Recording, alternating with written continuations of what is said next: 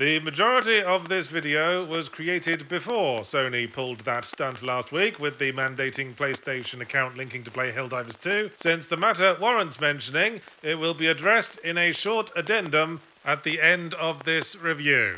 Thank you.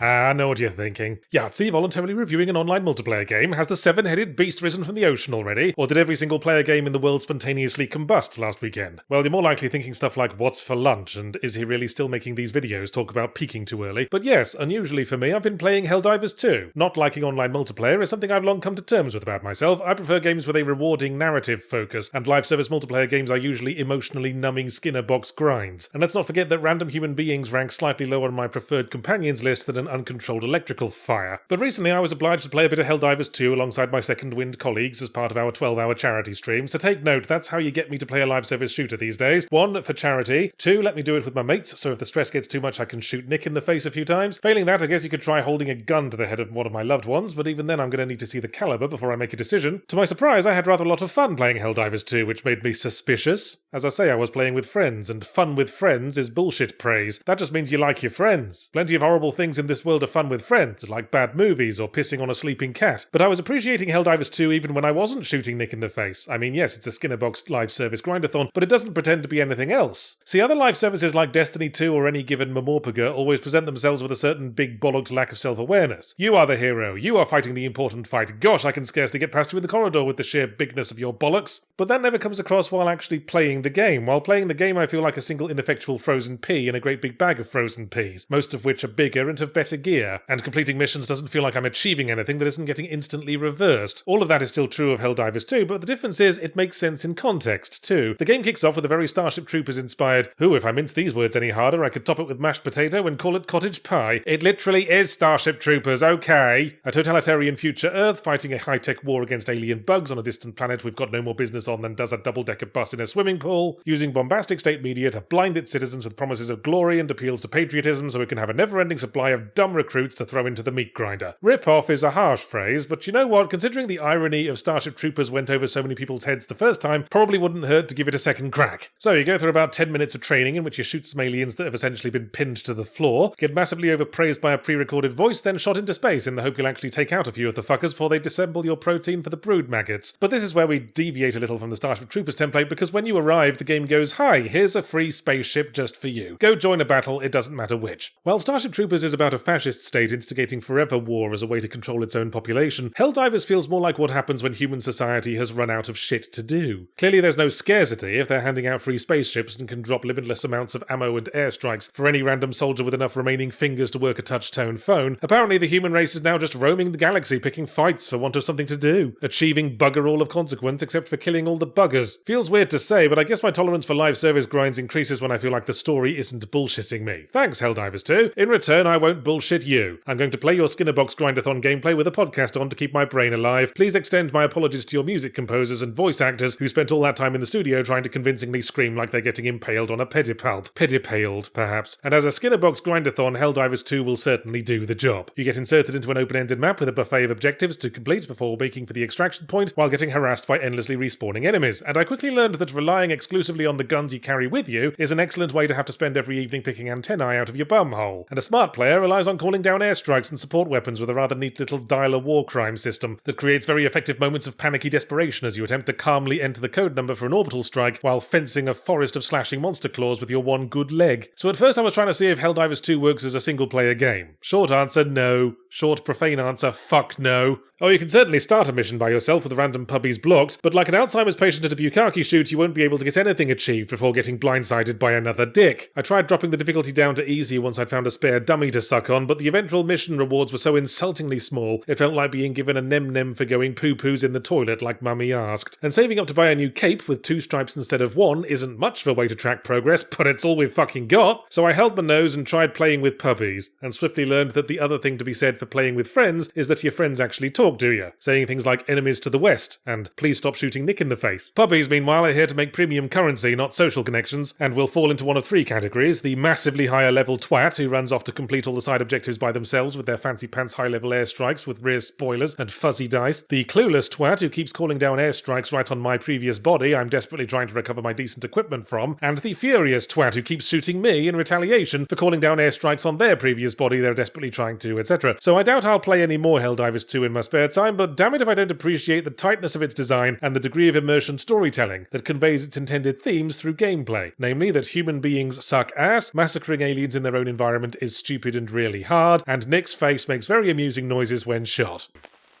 Shame they fucked it up!